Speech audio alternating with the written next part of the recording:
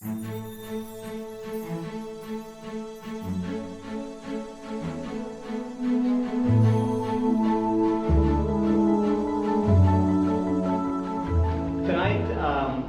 we bring to you the Fullerton Arboretum, who are experts in, obviously, landscaping, gardening, horticulture. This is something that we feel we want to give to our customers. We've been tasked by the governor with some pretty extraordinary and overwhelming mandates. A 36% reduction for this district is draconian, for lack of a better word. How are we going to do it? We're going to rely on our biggest users. We've already talked to the city, the school districts, the major homeowners associations. They're going to help us out. But in the end, we need each and every one of you to help us out. And thank you for being here, because this is a testament to the people of the YLWD Water District who do the right thing when we need you to, and we appreciate that. So I'm not going to waste any more time. We're already starting 15 minutes late. I'm going to turn it over to Greg Pongetti from the Fullerton Arboretum. He is here tonight, and they're very generous to send him over to give us all an education, and he'll take any questions after a quick presentation. So, thank you.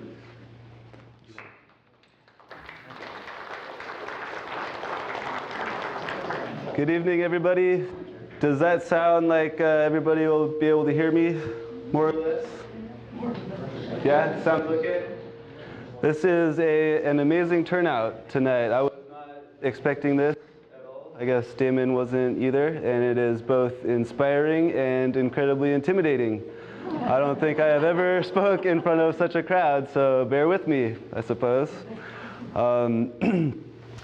But essentially what I will be talking about today will be the drought situation and what we can all do in our outdoor landscapes at home to try to get through this drought and the best that we can, I suppose.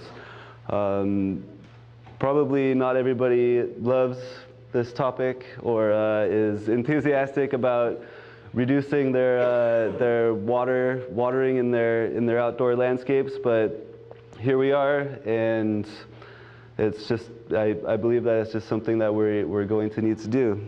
So the reason why we're all here, I think all of us are well aware of the situation that we are in, the most severe drought in recorded history.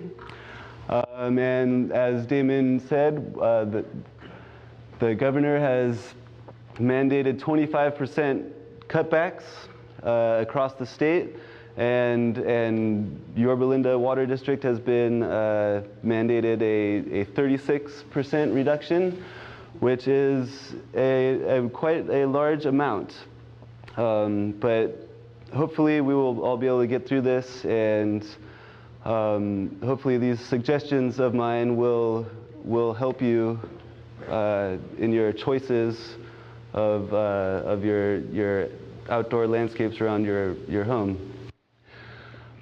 It will require all of us to do our part and conserve water as much as we possibly can. So here we go.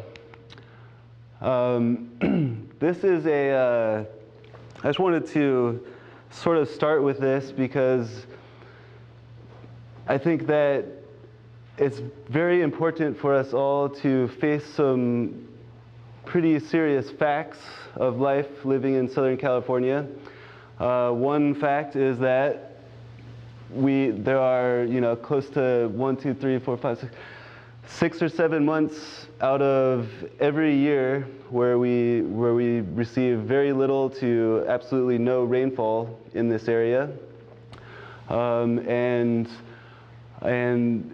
rainfall is very sporadic over the course. This is over the course of a little over 100 years here. You can see the median line is around 22 inches of rain per year, but there are a lot of years where we're under that mark, and some years where we're above the mark. Hopefully, and we'll have an El Nino year this coming season, but there's no promises on that, of course. But if we do, then maybe we'll actually hit one of those high marks at some point. But so one of the main water users in outdoor landscapes is our lawns. And in my eyes, this type of a situation where you have 7 months out of a year is just simply not conducive to large lawns. Areas back east in the eastern United States, where they have rain all throughout the summer and snow during the winter and all of those kinds of things, they hardly need to irrigate lawns at all. A lot of people will go with absolutely no sprinkler systems and just let nature take its course with their lawns. If we did that here, I don't think any of us would ever have a lawn to begin with. So I think it's just important to realize that, and it could help guide some decision making in our outdoor landscapes. So 60% of home water use is used for irrigation outdoors. And I've tried to look for other numbers on different areas of the world, different areas of the United States, to try to determine where that is, but I was unable to find any of that information. But I have a feeling that it is much less all around in many areas of the world, and also like somewhere different regions of the United States. So that is, if we were to simply cut that in half, then we would be using only 30% of our water for our outdoor landscapes, and saving 30%, which would then, somehow, hopefully, get us right around to that goal of a 36% reduction. So it's tough. It's not really an easy thing. I know that for a long time, lawns have been, people's pride and joy sometimes, perhaps. And they certainly don't want to see them go. They spent years maintaining them and are very resistant to pulling them out or reducing the water to them. But it's not always easy, I suppose. So I do want to also point out that we are in a very severe drought now, but once we get on the other side of this drought, there will be other droughts. It's not a one-time thing. I mean, I think I'm only 33 years old, and I believe in my lifetime we've had other severe droughts. It's maybe not as bad as this one, and I'm sure that there's a lot of people here that are older than I am, and if you've lived in California for your entire lives or for quite some time, then you've probably realized that it's an ongoing issue. It's not going away. It will come back. It could get worse. There's a lot of possibilities out there, so it's very important for us to try to plan for that and to make the right choices, and to take a more sustainable approach to, at the very least, our outdoor landscapes, and as well as water use inside the home. There's a lot of excellent information on the internet about saving water in the home using appliances, low water and more efficient appliances and all of that. I'm not really going to get into that because that's not really my specialty. I'm more of the outdoor type with the landscape situation. So I'm going to kind of skip over that. But what I will, I sort of gathered all of the horticulture team at the Arboretum and began asking them what are the things that people can do to reduce their water use in their outdoor landscapes. And these are 5 major points that we came up with. So number 1 is reducing water loss. Now what we're talking about there is basically any water that comes onto your property, do your best to keep it on your property and not just let it run off and basically escape down the gutter into the storm drains and into the ocean. Number 2 is mulch. Mulch is a very important a key ingredient to the landscapes at the Arboretum. We use it all over the place, and I'll get into it a little bit more later. 3, the irrigation upgrades. And then 4, the putting your lawn on life support. This is kind of a new thing that everybody's been talking about recently. But we have some pretty good ideas of how to do that that I'll be getting into in greater detail later. And then number 5 is the big one, where you completely change out your landscape to a drought-tolerant landscape that can survive on very little to, if you want to go that far, to no additional water. So here we go. Reducing water loss. To reduce water loss, there are even rebates these days for rain capture barrels. It's a pretty simple thing to do. I think you could have up to 4. You could get a rebate for up to 4 rain barrels, and each one has to be over 50 gallons. So if you had that, you would be saving 200 gallons, which you could then do a number of different things with. You could use it to water your landscape by just gravity-fed hoses, or using water buckets or watering cans. Or you could use it to, say, water maybe potted plants, or wash cars. You could, it's your water at that point, so you could do pretty much whatever you want with it, and you could kind of consider it bonus water because it was freely given to you through the little rain that does fall here. And we were doing a little experiment at the Arboretum. We were like, okay, so we're talking about collecting rainwater, so let's collect some rainwater and see how fast it goes. And I think it was it 2 or 3 weeks ago, we had a fairly significant rainfall, but it wasn't really, a lot. It hardly penetrated the surface of the soil and probably evaporated pretty soon after. But during that rainfall event, we were able to collect, we were just doing it in simple trash cans on the downspouts of off of some of the buildings at the Arboretum. And we got, I think it was like 44 gallons in a matter of like 40 minutes of rain. So it'll help. It is one thing that will help. And there are rebates again for purchasing rain barrels, and they would be pretty easy to set up. That's why it rains, right? That's why it rains.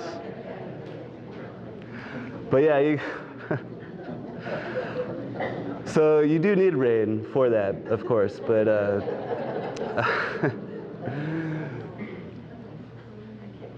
but they're pretty easy to set up, and I believe for your rebates, you do need to purchase an actual legitimate rain barrel that is on the market. And the good thing about purchasing one of those would be that they do come with a sort of like a mesh screen over the top to prevent mosquitoes, because most likely what you would do is collect the rain and then just hold it for a while until things start drying out, and potted plants, like I said, potted plants or just plants in the ground, whatever it may be. Sam has them on sale for $99. There you go, $99. So $75 off of that is a pretty good deal. How big are those barrels? They come in various sizes. They 50 to 75 gallons. I think they even have 90-gallon barrels. Yeah, it's a large variety. I'd recommend doing a search on the internet for them. Yeah. What's the rebate on 4 barrels? What's that all about? Well, they will. It's a rebate on more than 1 barrel. You could actually purchase 4 barrels. From Sam's Club. Sam's Club, where I guess I don't really know where you would purchase them from. It could be anywhere though. There's lots of places where you can find them. What's that? Who's going to give you the rebate? Oh, the water. So that all of the rebates that I will be talking about are from the OC Water Smart rebates, which is something that the Yorba Linda Water District participates in.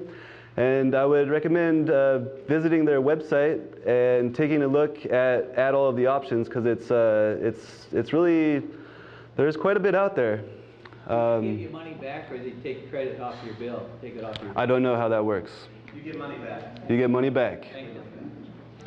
So that is cash in your pocket. Another way to capture rainwater is through bioswales, which are basically low depressions in the soil that this is something that you would create if you were installing a new landscape, or perhaps it's something that you may already have in your landscape. But it's basically the idea is just to capture the water in these swales, just so that it infiltrates the soil, and you max out the amount of water that you get, because you're by pooling it all into 1 or 2 different areas. It just creates more water in those spots. If we have a 1/4 inch of rain or whatever across the board, you may say, if you were to redirect water from a downspout off your house into a swale, the swale could fill up just with a very little amount of rain. So that's the idea behind those. Probably have to speed up a little bit. That's all predicated on the fact that we have rain. Yes, it is. Yes. Yeah. What do you do with the water once it's in the 40 gallons? So you would have like a little nozzle or a little valve on the bottom of it, so you could gravity feed off the bottom of it. You could raise them up so that you could attach a hose to it, or just use it to fill a watering can. All of these suggestions are going to be very. They're basically ideas.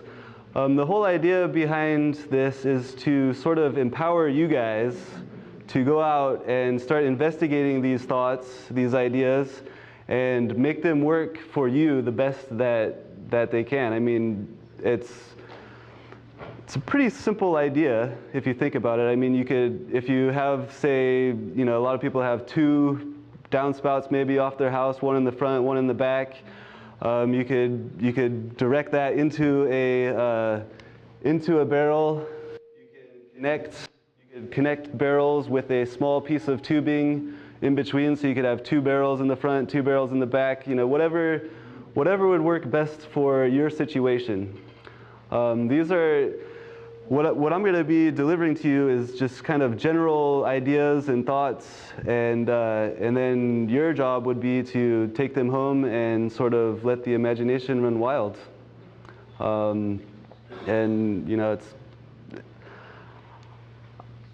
To me, I would kind of think of it as being something fun to do.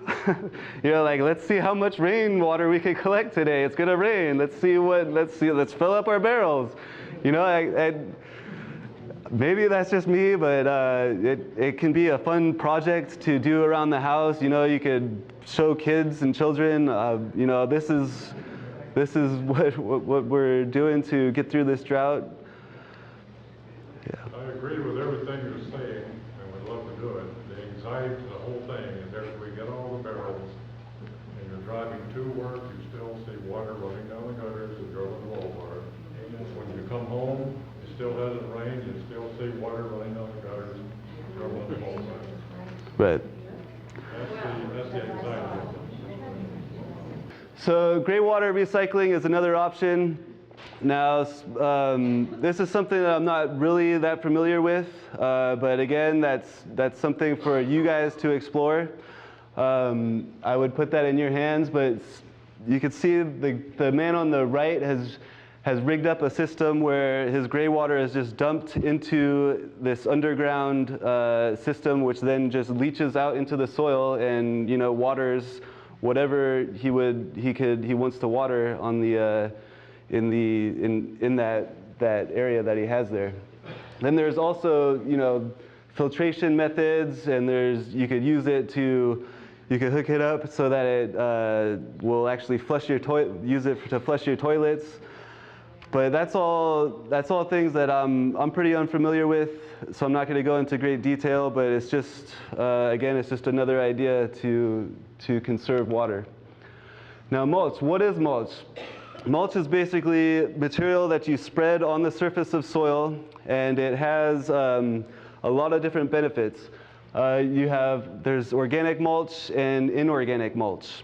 Organic mulch has the benefit of slowly breaking down, and so that it will add nutrients to your soil, and then, but then some people may just prefer the look of a inorganic mulch. So there are many, these are some different types of mulch that we use at the Arboretum. We use straw in a lot of our areas.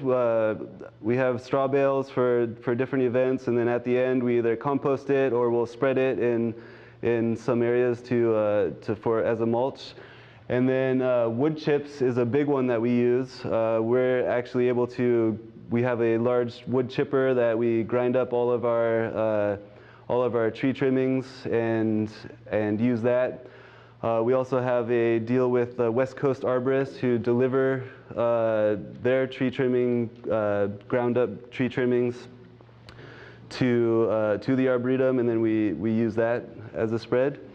Inorganic, you could use gravel or decomposed granite, or I guess really anything else that you could come up with. I know that a big thing that people used to do is use that white rock, like the white shiny rock, or even lava rock. All of those things work, and all of them have similar benefits. But again, the organic mulch will have the benefit of breaking down and adding nutrients to your soil. Okay, so why use mulch? Mulch will slow the evaporation or almost completely eliminate evaporation from areas that you have irrigated, or after rain falls. It will, just the fact that it also regulates soil temperature. So the fact that the sun is not beating down on bare soil, and that makes the soil cooler, therefore reducing the amount of evaporation that you lose through the just the climate. So it also will create a habitat for microorganisms in your soil. So it essentially just makes your soil much more healthy to have it covered up. Another major benefit for us at the Arboretum, and for anybody else too, would be that it discourages weeds. A lot of weeds need sunlight to germinate. So if you have a lot of weed seeds in your yard and you cover it with mulch, those weeds will not be able to germinate through the mulch. And it could also prevent soil erosion, and again, like I said before, it can help add nutrients to the soil. So for irrigation upgrades, number 3 on our list of 5. this is another one where there are a lot of rebates for, and again, visit the website to view them all. I'll talk about the ones that I know of as we go through our list here. But basically, the whole idea about updating your irrigation is to apply water more efficiently. I drive down the road and I see a lot of the old spray heads that used to be, probably the top of the line back several years ago. But now they have come up with a lot of different equipment to apply water much more efficiently, and I'll be going through some of that. Also, you want to control runoff on any slopes in your landscape.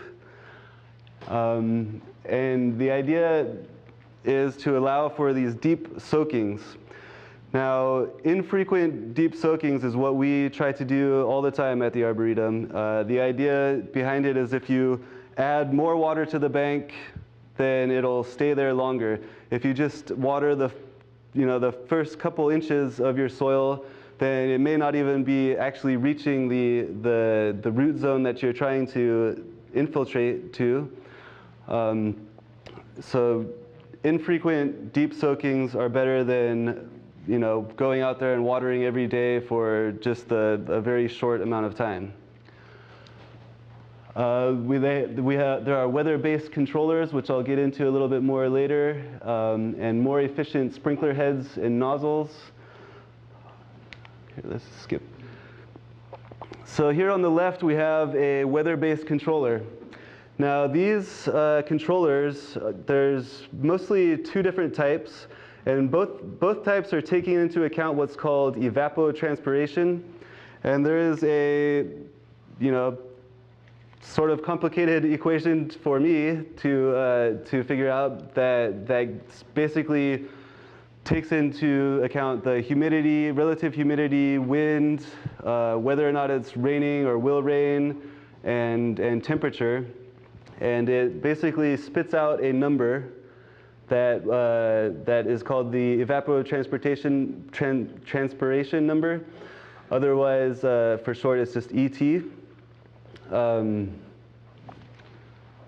And it uses, these weather-based controllers uses that number to either water more or water less on any given day. The two different types of controllers is one is such as this one, where it comes with its very own weather station. One problem with some of these controllers is that you have to make sure that the weather station stays maintained and is in proper working order all the time. However, it is very convenient to have because it's very site specific. That is, the weather for your house. Whereas the other controller actually uses a system off of zip codes and sort of where the controller is stationed itself, and it could use either an internet connection or a cellular connection, and that number will be delivered to that controller, either Wi-Fi or direct internet connection or whatever it may be. But one issue with that may be that it may not be quite as exact, but where that information is coming from, you could count on those stations being maintained, and they're very exacting measurements that they make. So that's the idea there. And then sprinkler heads. There are a lot of different sprinkler heads, and I talked before, mentioned about the old style of sprinkler heads, the spray heads, that typically when I see those in operation, I see just kind of plumes of water just kind of floating around and shooting up into the air and kind of landing on the street and elsewhere.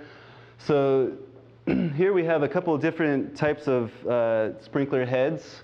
The sprinkler head itself is this whole piece, and each of these three entire pieces.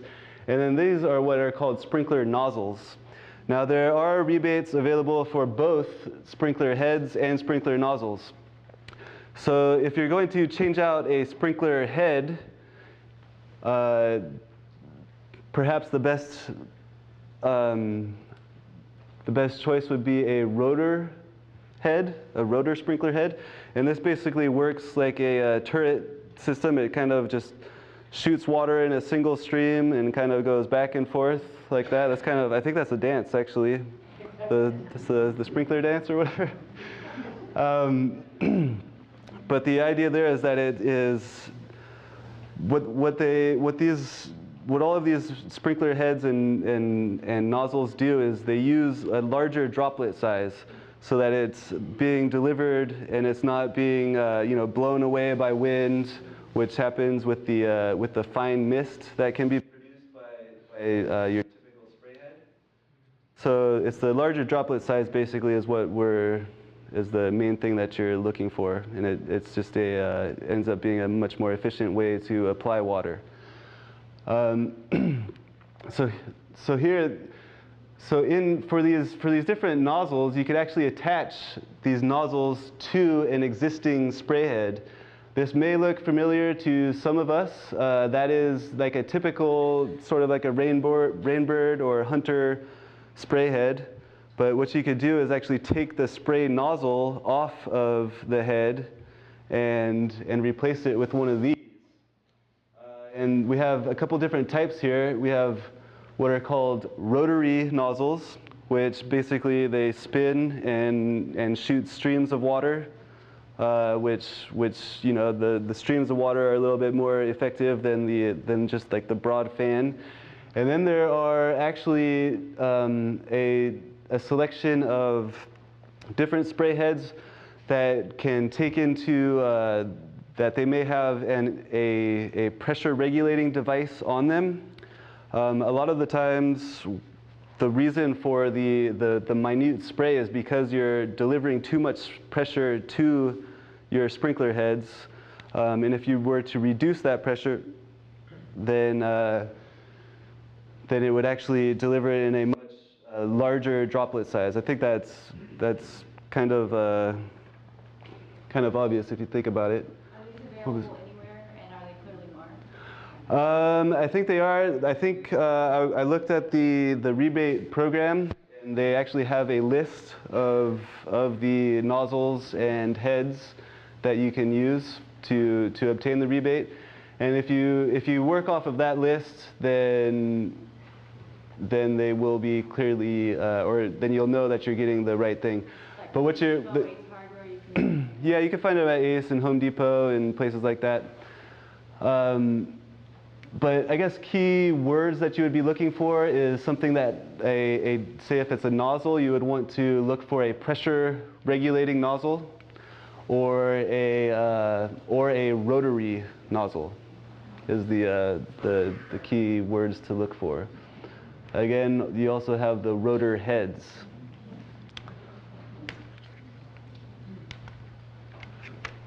So, and all of these things have rebates. Even soil moisture sensors have rebates. Now those, you would install those in key areas in your landscape that you that have regular watering, that need the regular water, and they would be wired into your irrigation controller. Now I have heard a lot of people have a lot of mixed feelings about these. I have actually not used them, but there's a lot of issues with them where they stop working or they seem to be working inaccurately, or perhaps the position that they're installed isn't really a good picture of the whole landscape. So those have to be just keep a watchful eye on those. But again, if you're using the ET meters, then you probably wouldn't really need the soil moisture sensor. And then drip irrigation, which is probably the most efficient way to irrigate your landscapes. It's pretty obvious to me that delivering the water directly to the soil is going to be your best bet. Yeah. When you're only allowed to water twice a week, how long? Collection, we water that probably every other. That is a good question. So, and give it a nice. I think that that does need to be looked into, but I believe I saw that if you're using these more efficient systems, that you have more leeway in your restrictions. Do you know about that, Damon? Or Yes, there are exceptions for drip irrigation systems, so you wouldn't be limited to the 2 days if you were using drip irrigation systems. so perhaps another bonus for trying to update our irrigation systems. Addressing the drip irrigation system, there's an above ground and an underground. Is there any preference in that in terms of reliability, efficiency? So above ground, the efficiency I think is pretty much the same with both. The issues with the installation basically is probably the trickiest part, because if you're going underground, then that's going to be a lot of small trenches that you're going to need to dig. Well, usually like 2 to 3 inches below the ground, really kind of attacks the roof and has a smaller emitter that are built into these tubes. Actually, I have others as well, I suppose. But they give you less than a gallon of water per hour.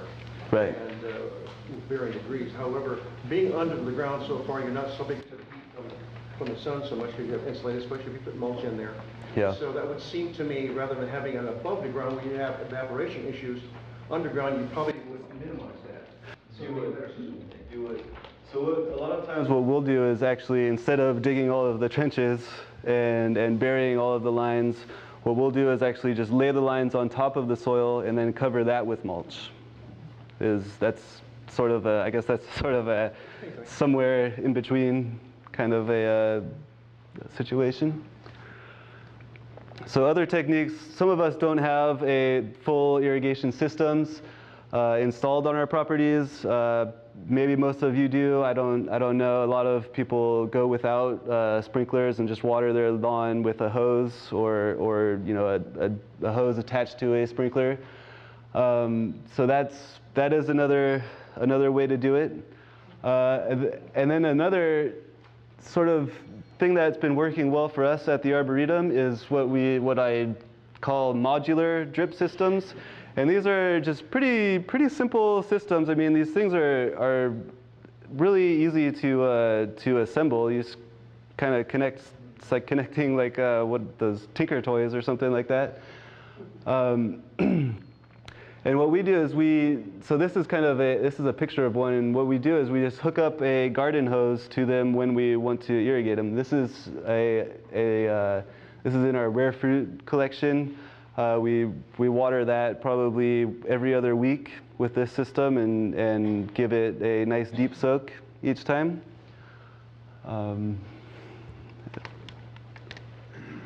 So the fourth point is the lawn on life support.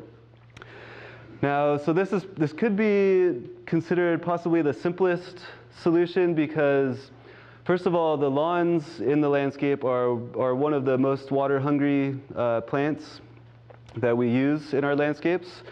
So if we simply cut the water down on those lawns, then there we go. We're automatically saving water. We didn't have to go and start these whole projects with purchasing different devices and installing them and everything, which may be more complicated for some people, but I guess I would just mention, since if it seems like it's just like too far out there for people to say, oh, there's no way I could ever, hook up or change out all these nozzles. I just don't understand how to do it. It is really, really quite simple. I mean, it's just unscrewing something and screwing the nozzle off and screwing another one back on, or setting up those drip systems. Like I said, they're pretty easy. The one thing that you do need to watch out for is the amount of flow that you have, and all of the drip tubing and the emitters and things will usually have a flow rate and a maximum amount of tubing that you could set up. So just go according to those guidelines, and I think it's something that the average person could get a grip on. Hope don't be scared of this stuff. Just kind of just try it out. Just try it out. But the lawn on life support, so that's something that you're actually not doing anything new. All you're doing is watering less. So perhaps it's the simplest solution. There are some cultural practices that you can do to help your lawn get through the lower amount of water that it's receiving. And a big one is just to to raise your mower up and leave your lawn a little bit higher, and maybe even start mowing less frequently. And if you do actually if you water your lawn less, then it will be growing much slower anyway. So, but basically when you're mowing your lawn, you're kind of stressing the grass out itself and cutting it to these very low levels. It stresses the grass out, and so then it needs more water to sort of compensate for that. Did you have a question? Yeah, I've heard some people have told me, some landscapers have told me that it's better to, instead of watering for 15 minutes at a time, cut that in half, and then a couple hours later do the other half. Is there any validity to that? So yes, there is. And now whether or not that will actually do anything for your situation kind of depends on soil type. Typically the reason why you're doing that, it's I think what is it called? The soak cycles, I believe. Basically what you're trying to do is not water any more than the soil can absorb. So if the soil can only take 7.5 minutes at a time of your spray heads, and then after that it just starts running off and running into the sidewalks and down the gutters and everything, then certainly that would be that is an excellent idea on how to get around that. But if your soil is loose enough and the 15 minutes all of it will penetrate and there's no runoff, then you could go with the 15 minutes. That's another thing that's kind of very site specific. And a lot of the things that I'm talking about are very site specific. That's why they're kind of general ideas and principles that you guys would have to take home and kind of think about them and work on them. I mean, if say you're going to purchase any irrigation products from any of these companies, go to their websites, and they have a lot of information for residential users, and up. So there are great resources. All you have to do really is just kind of look at them and determine what will work best for you. And then so we say water at night. That's a pretty obvious one. I think everybody's probably heard that one by now. I say, in the morning time is generally when you have less wind, and that is a major factor for if you're using those spray heads and you water in like the afternoon, say, when the wind cycle for this area is generally very calm in the morning, and then it just goes up in the evening. I'm a surfer, and I kind of watch those wind patterns, and it's pretty much the exact same thing every day. It starts off really low, and then it just shoots up for the evening, and then it kind of, after sundown, it kind of starts to go back down until it finally goes back up again at sunrise. So, and then so how much water does a lawn need just to stay alive? In most cases, it's a lot less. I know that some people in some places will just go ahead and water the lawn every day. Rain or shine or whatever it is, just set the timer every day and just let her rip. but that is definitely more than is necessary. You can still have a decent looking lawn with just 15 minutes twice a week, and even much less in cooler seasons. I mean, if we do get rain, then you could shut it off we usually shut our water down for 2 weeks after a rain. There's a little, on our controllers, there's a little thing for a rain delay. You set that to 14 days, no problem. One problem with this is that it is only a temporary fix. It's a good thing that at least we're doing something, but it is only a temporary thing, because once we're considered out of the drought, we'd probably just fire our sprinklers back on and go to our regular schedule. So that is one issue that I have with trying to just kind of squeeze by with the life support, but if nothing else, at least try that. So there are a lot of different lawn types. It's important to know what type of grass you have, and a lot of Southern California homes do have the tall fescue grasses, or even like the bluegrass and all that. Those lawns require much more water, and they're considered what are called cool season grasses. You have cool season versus warm season grass.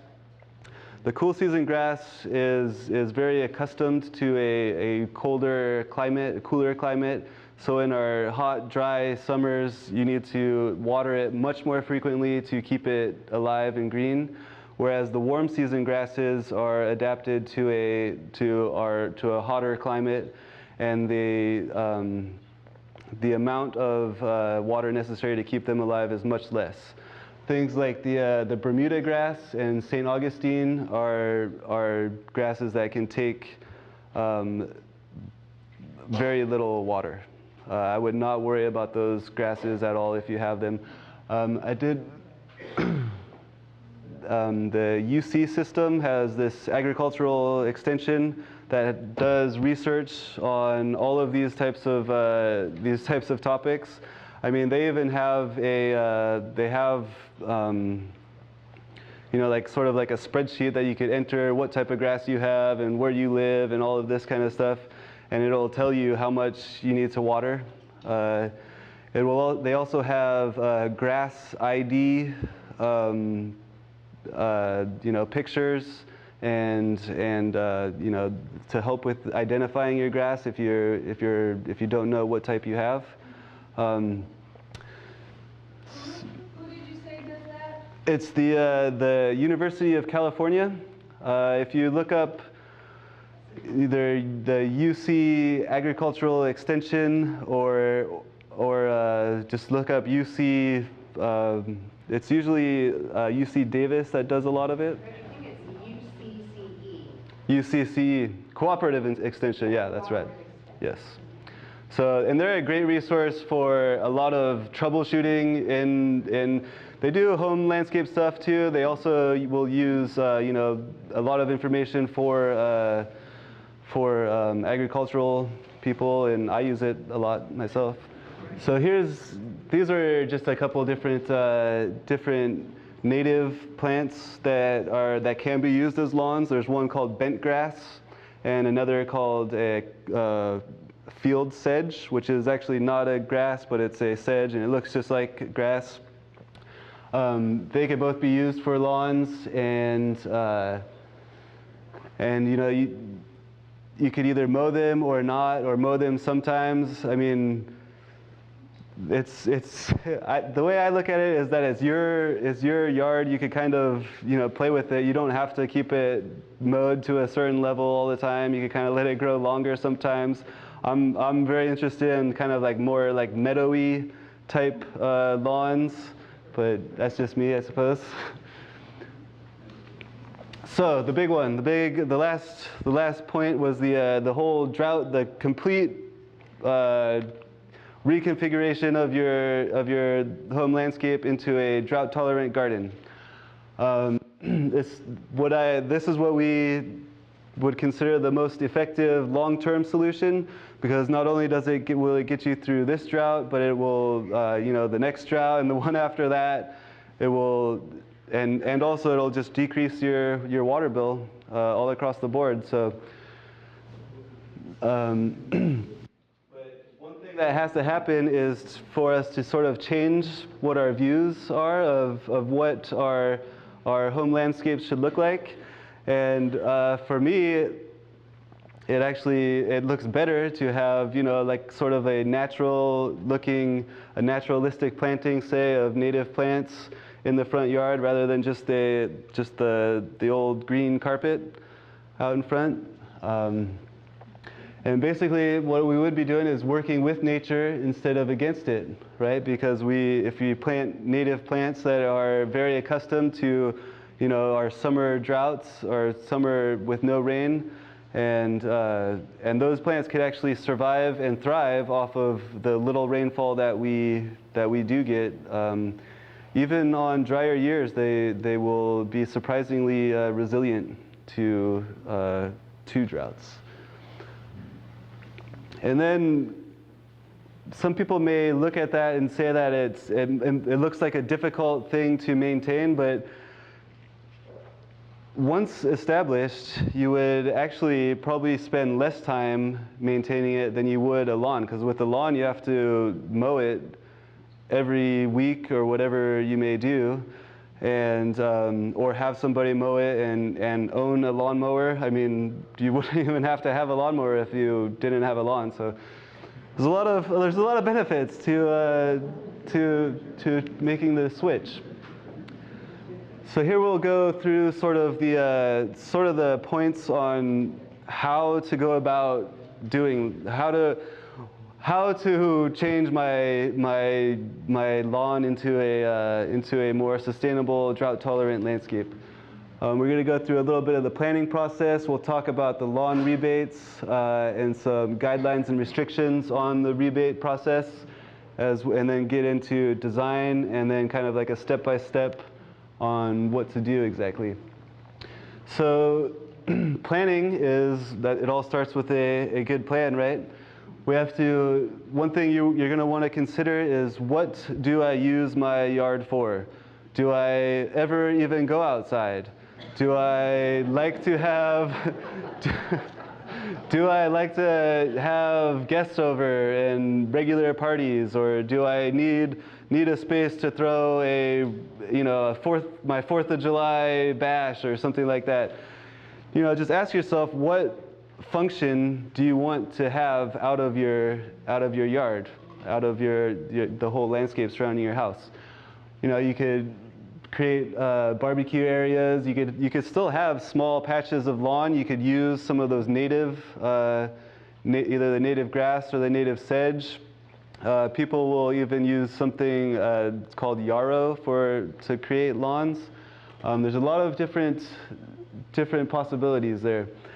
And I think part of the problem I feel that it is certainly something that everybody themselves is capable of doing with a little bit of research. It'll take time to kind of to learn the general principles of what you need to do, but in the long run, it is certainly possible. There are many books published on this topic. If you go to any of the nurseries that sell plants, they have classes. They basically will walk you through it. They have series classes. So you want to ask yourself, what functional space do I need? What kind of aesthetics am I going for? Those types of questions. You got to ask yourselves, how are we going to complete this project? Consider the budget. You can create a plant list. You could send that to some of these nurseries, and they will give you a quote to give you an idea of how much it's going to cost you for the plant installation.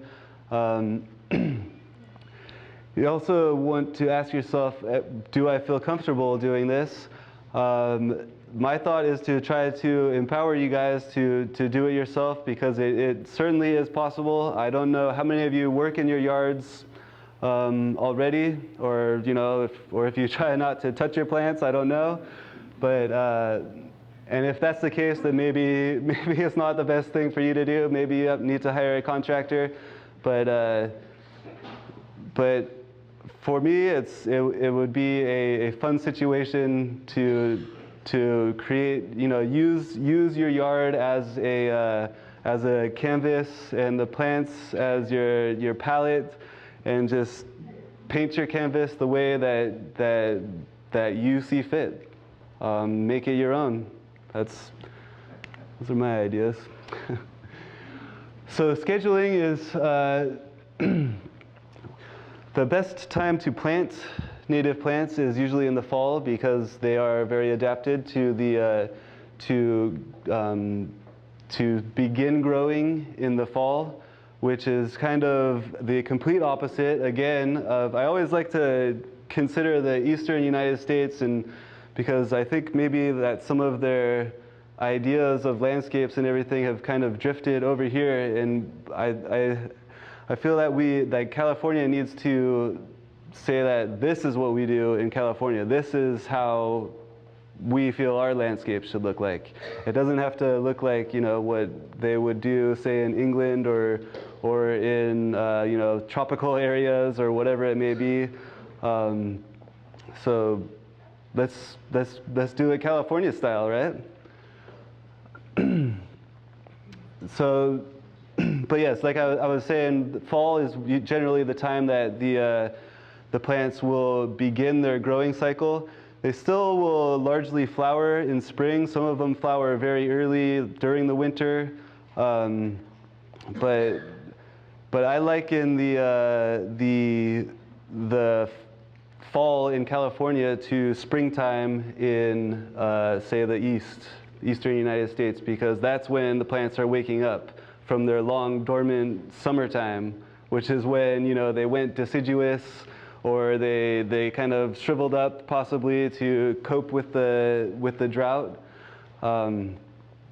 So it's just something that we should feel okay with, I think, is just realize that these plants like the cool season more than the blistering heat of summer.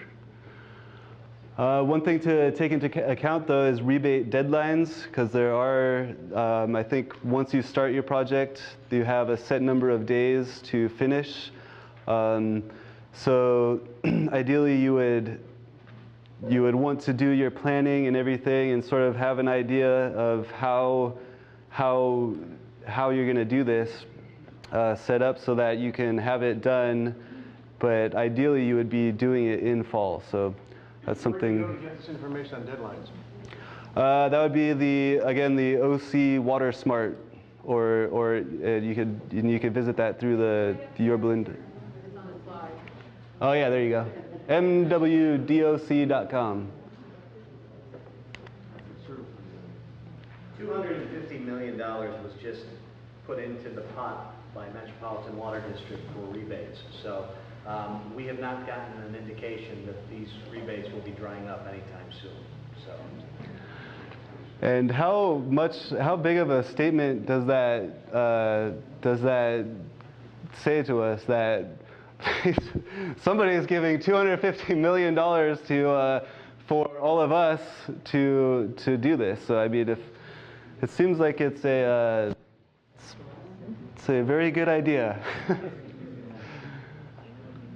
So here's some. I'll kind of walk you through the ideas behind the rebate system, and then we'll get into sort of design talk and sort of the steps of what you would actually be doing.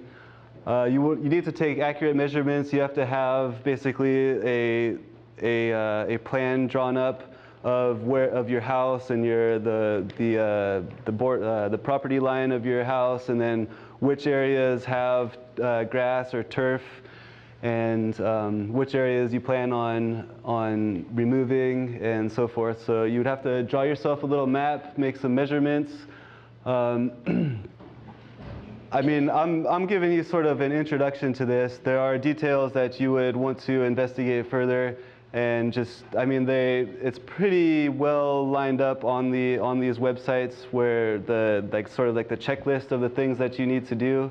But Damon is right. You need to have pictures. You need to have plans. All of these things. You need to get the accurate square footage and design of your lawn. You're going to need to draw up a design plan. I think I'm going to get into more detail on pretty much all of these. You're going to need a water bill from, I think, a previous year or month or something. But again, that is all for you guys to investigate further on these websites. So. And we can talk about the rebates again at the end, but you know what? Yeah, Damon would probably be a better person to go through all of the rebates. I'm just kind of glancing over them. You do need to submit your application, your plans. You have to get a notice to proceed, which you basically submit something to them, then they come out, they inspect it, they check it out, make sure that you have lawn there, and sort of understand your project. And then they will give you the notice to proceed, at which time you can proceed with the project, and then again be aware of those deadlines, because you only have a set number of days to complete everything. I think there are a few restrictions, like it's a minimum of 250 square feet of turf removed. And a maximum of $6,000. I don't know if anybody has a 3,000 square foot lawn or not. That's quite large.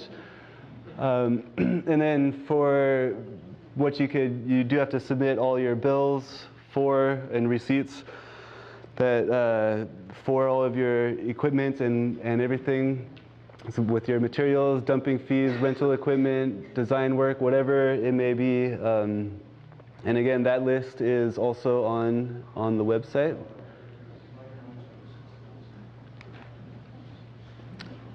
And then here's a little bit on a sort of the design process that you could kind of some major concepts of sort of landscape design that you want to take into account. You want to use different colors of plants. So there's a lot of plants that have, a lot of different types of foliage colors as well as flower color, and you want to take both into account, because sometimes, maybe a yellow a plant with yellow leaves might brighten up a shady area, or a plant with gray leaves might look really nice planted amongst several plants with dark green leaves as a sort of contrast, which is another very important. Oh, it's not up there, but you want to have some contrast. You don't want you don't want a complete. You don't want to use all the same plant, but you also don't want to overdo it with the idea of contrast. And then different textures. When people talk about different textures of plants, it's basically the shapes. It's kind of like visual textures, like bunch grasses, with their, the look of a bunch grass is a very different texture than an evergreen large shrub would be, or a tree, or something like an agave, or a number of other different succulent plants and cacti. And then the form, again, is like it's kind of the same thing. It's kind of all goes hand in hand. Creating topography is I think people would be very happy with creating a little bit of topography, because generally our lawns are very flat. And by creating a little bit of topography and maybe adding some large rocks, you could create little microclimates of certain areas where you might want to plant a certain type of plant in that area, or tucked up against a rock. Generally, the ideas that I like to go for is I try to sort of draw from nature, from natural areas, how to design a landscape. And then you also need to take into account hardscape and softscape.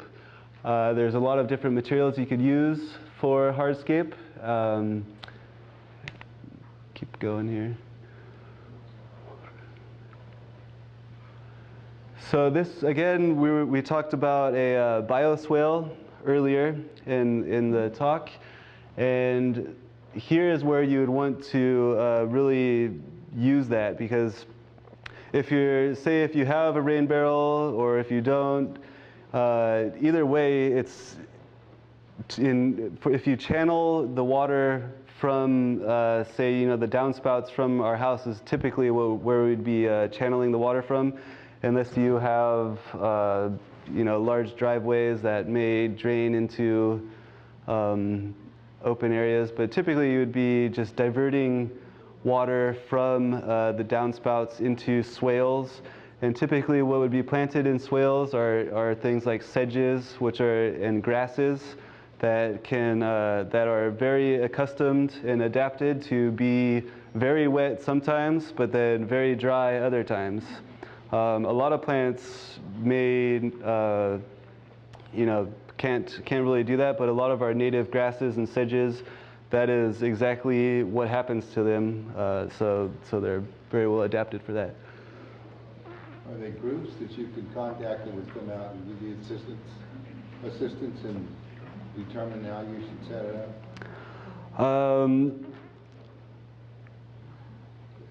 Well, yeah. I mean, I think that would cost you, basically, is you would have to consult with a landscape contractor to do that in most cases. The better idea would be for somebody to actually come to your place. But you can always, like I said, go to some of these nurseries that grow drought-tolerant native plants. We do hold some classes at the Arboretum as well. So it's kind of, you have to kind of take the message home with yourself. So the perfect place for the perfect plant is always can be a tough question. And there are a lot of things to take into account. You have microclimates, which, a shaded side of the house will be much cooler, or if it has afternoon shade, you want to take where the sun is and where it travels. In the summer versus the winter, you've got to take into account soil types. You could do a little percolation test, which is basically just digging a hole and filling it with water and then timing how long it takes to drain, so you kind of have an idea of what kind of soils you have. Things like meadows are really well adapted for clay soils. But then our native plants are also very well adapted to all of our native soils. So typically you don't have to add amendments or anything of that nature. Let's see, I think I'm running way over.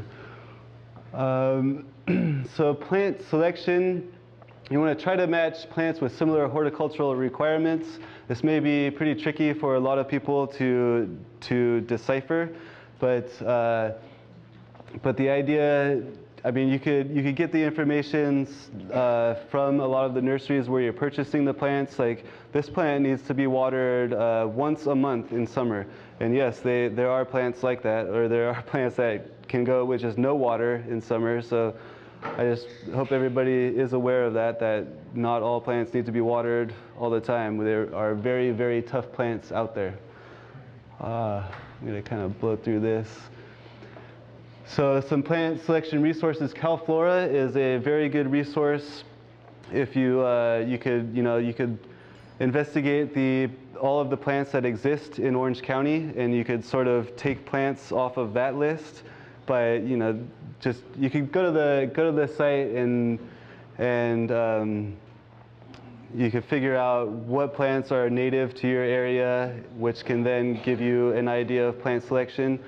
Also, the Las Politas Nursery has created this website, mynativeplants.com, which actually allows you to put in your zip code, I believe, and the types of plants you're looking for and special situations in your yard.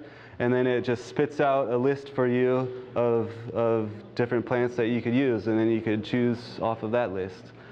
And all of these plants, if you were to look up any of the plant names in like Google on the internet or whatever, plenty of pictures will show up, so you have an idea of what this plant may look like. There's a lot of information on each of the plants about the general size that they're going to be.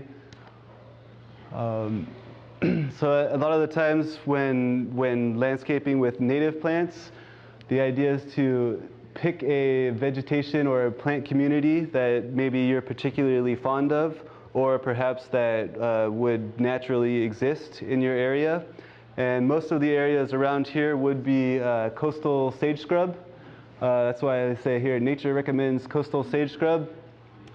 And then you kind of use plants that fit that theme. But if you're if you have an affinity to the desert, then maybe you want to pick plants from the Mojave Desert or or plants of Anza Borrego. It's possible to decide what you like the best and go with that. You could do grassland areas, meadows, things of that nature. And here's just a few. Oh yeah, the other thing to decide on is whether you want to go with a natural versus a formal theme. And a more natural theme would be kind of you would use swaths of plants to sort of, again, mimic nature, like what I was talking about before. Or as opposed to the formal ideas where you might plant things in rows leading up a driveway or leading up a walkway, or sort of like hedgerow type situations. It's up to you. I prefer the natural form, but everybody's got their own ideas. So here is just one native landscape at the Arboretum. This is a plant called the flannel bush, which is an incredibly drought-tolerant plant. It could go with just absolutely no water once it's established. We have some salvias or sages. That one in particular is a cultivar called aromas. And we have some encelia tucked in there, or the coast brittle bush, which is a type of sunflower. It's a very, very easy plant. All of these plants take a amazingly low amount of water. And we have some manzanitas in the background.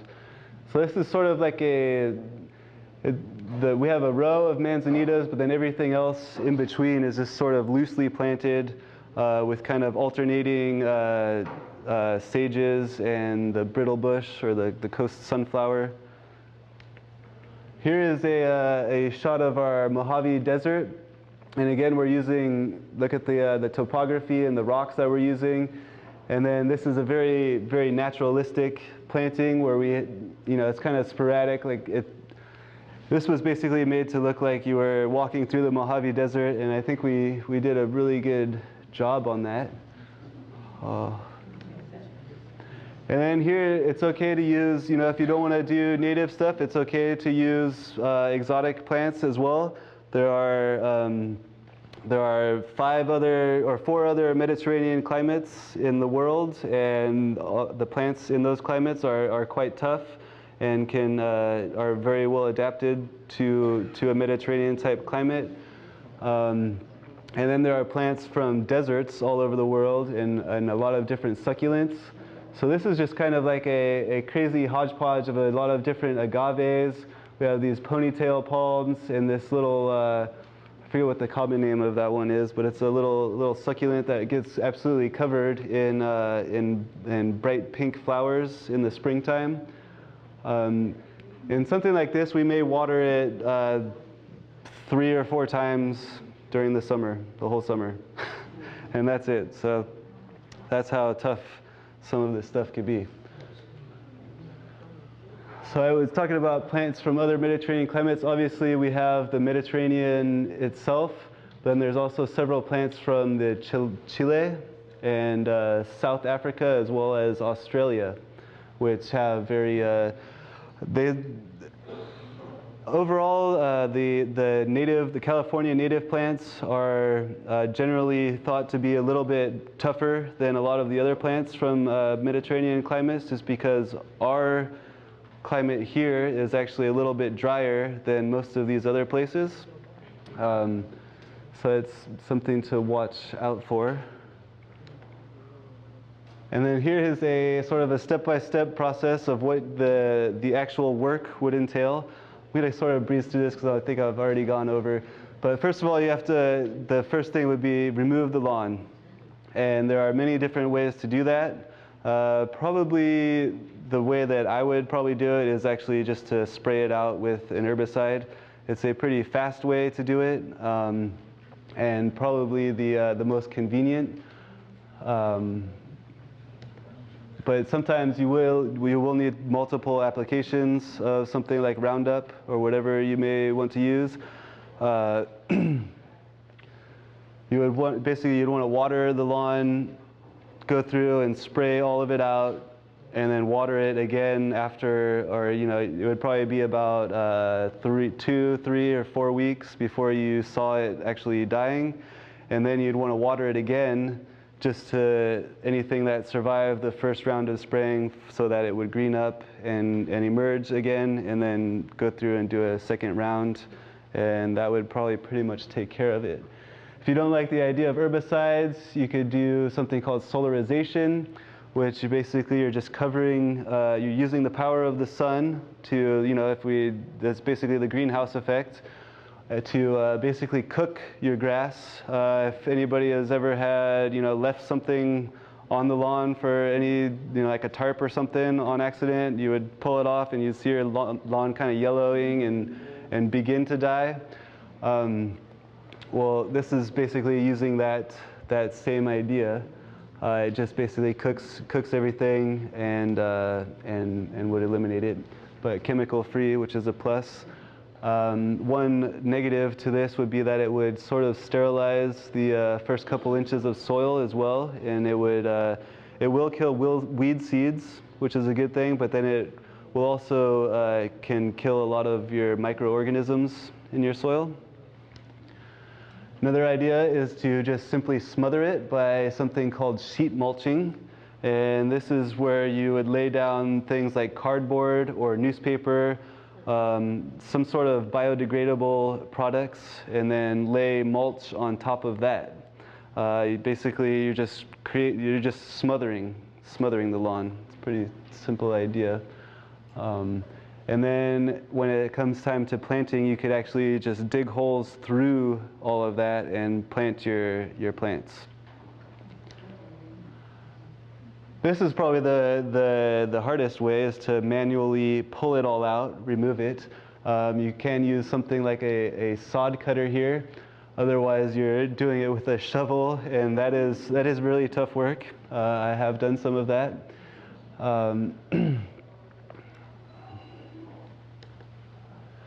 So then after the lawn is removed, you would move on to creating topography.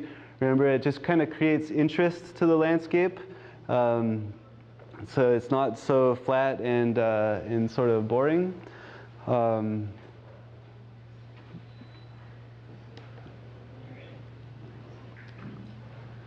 So then irrigation is, you may or may not want to install irrigation. You could install a simple, remember I kind of showed you guys that modular system that we use at the Arboretum a lot, where you could connect a garden hose to it. It doesn't have to be a super elaborate system. And basically what you could do is run little rings around all of your newly planted plants, and you could use that as your irrigation. That would last a long time, but the end result is going to be where you actually don't need to water this stuff very frequently. So whether or not you actually want an elaborate irrigation system would be up to you. Now, if you have something already installed, you may want to try to retrofit it to fit your landscape better. And again, that's also something that you would kind of want to take your comfort level into account, like, are you willing to trust yourself to water these plants when necessary, and turn on a manual system or whatever, or do you need to, or are you the type of person that just needs to have a timer set and just let it go? It's up to you. We have very large areas in the Arboretum that do not have any irrigation, and we simply will use hoses with sprinklers attached to them, but it'll always be very infrequent. And then again, we do use the modular drip system. And like I said, drip would be probably the best way to go. Again, with these plantings, you don't always need to water the whole entire landscape. You could, with the drip systems, you could be a little bit more selective on where you're actually watering and where you can not water. So then you would want to, after your irrigation and topography, all that is taken care of, then you want to consider some hardscape. Decomposed granite works very well. We use it all over the Arboretum. Basically, you just lay it down and kind of roll it out and compact it as much as possible. And then it gives you a nice surface to, that could be, say, a small patio area. It's probably one of the less expensive routes to go, as opposed to laying brick or concrete or anything else. Also, one of the things to take into account with the rebates is, I believe they require you to have all porous surfaces. I don't think you could actually use concrete, or at least the concrete that we're usually familiar with. Bricks, you can use bricks. These ones do not have mortar in them. They were just simply laid down, and what you do is you just kind of sweep sand over the top of them to help stabilize everything. The sand goes down into the cracks and sort of locks everything into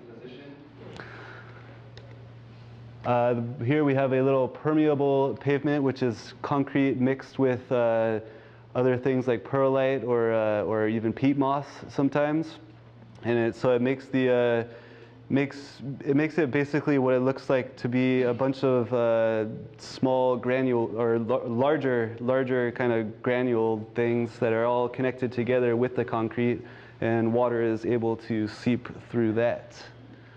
Flagstone paths are very attractive looking. It would be a nice look to the landscape. And with the flagstone, you typically do not need to concrete or mortar it in. You could just simply lay them down, and you sort of bury them, maybe halfway or so into the soil. And here's a little picture of a rock swale at the Arboretum. And then for plant installation, remember I was saying that fall is the best time to do it, because it's the beginning of the wet season. It's when all of the plants are sort of springing to life. And then for your planting techniques, you want to just dig a hole that is larger than the pot that you're planting. You don't want to have to squeeze your plant in there. And then what you want to keep the crown, what's called the crown of the plant, which is basically where the stem meets the surface of the soil. You want to prevent rot in that area, so you don't want it to be in a low point, a low depression, unless it is something like your plants for your swale, like the sedges and grasses I was talking about. So you want it to be on a slight mound. And then sow some wildflower seeds, all intermingled throughout the newly installed plants. This will give your yard an intense color for, while the other perennial shrubs and grasses and things, while those are growing in, you could use annual wildflower seed to kind of give it some interest while you're waiting. And then mulching. Where can you get mulch? You can purchase small bags at garden supply stores. You could go to some of the larger landscape supply companies and fill up a pickup truck. And you could even have tree trimming companies come and dump their loads on your driveway. Now, be careful about that because generally they are very, very large amounts of, it's like I think 12 or 15 yards of mulch, which is probably more than most people would need, but maybe, get together with some neighbors and say, we're gonna have a big mulch party coming up this Saturday. And then the idea is to spread mostly a 2 to 3 inch layer throughout your yard. You don't want to pile it up around the base of the plants. You want to keep you can either keep that area completely bare or keep just a very, very light single layer of these wood chips going up to the plant because it could cause problems with disease and pests and things of that nature. And then for plant establishment, you need, so this is the big one where this is sort of a caveat to the whole installing this because it will take water to establish these plants. They will need to be watered. Whether or not it's any more water than you would be using on your current landscape is again also going to be site specific. But in general, these plants, typically what we do is we'll water plants for like once a week and to establish them. And usually what we're doing is, using a garden hose and watering them by hand once a week, a nice deep soak, and that's all it really takes. The idea behind establishing plants is you do want to get the deep soak in so that to encourage the roots to grow as deep as possible, because that will actually help with with their ability to tolerate droughts. Is their really deep root systems.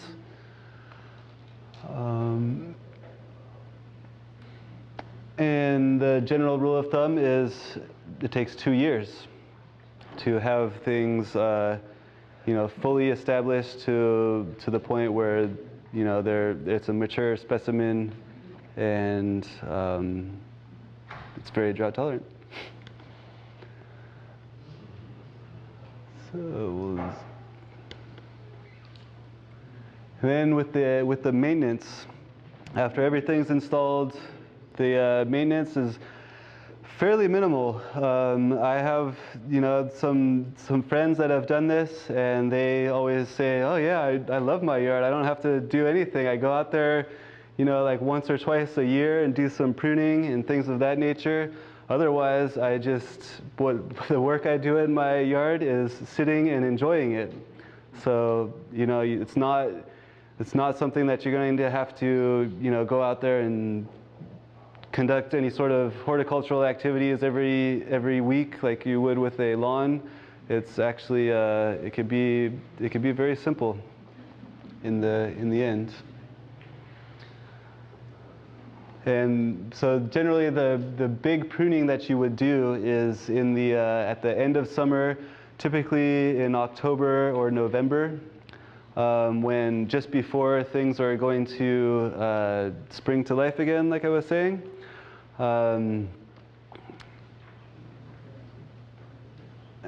the chop and drop method is a concept where everything that you are pruning, you actually just leave on site as a mulch. And what you would do is like if it was kind of a larger branch, you could just break it up by hand and just drop it. It's an effective method. It's definitely a different concept than most people are used to, but that could be the new California style. So, finally, enjoy your yard. Enjoy the benefits of using less water, decreasing your water bill. The native plants don't need any fertilizer at all unless you you know, want to jazz them up a bit. It's possible, but be kind of careful with that. And you would typically apply it at half the rate for what the fertilizer would say for ornamental plants. And then enjoy all of the insects, the good insects, the pollinators, birds. Just enjoy the wildlife that it may attract, and inspire others. Hopefully, when we drive around and see somebody that has done this to their yard, hopefully you don't think it's ugly or something, because the idea is just to have a sustainable landscape. And you know, it has its highs and lows like any landscape does. Plants typically, they don't have to be in flower all the time. You know, flower in spring, and then you know, summer will kind of be the downtime, and we just need to be okay with that. All right, that's it. That was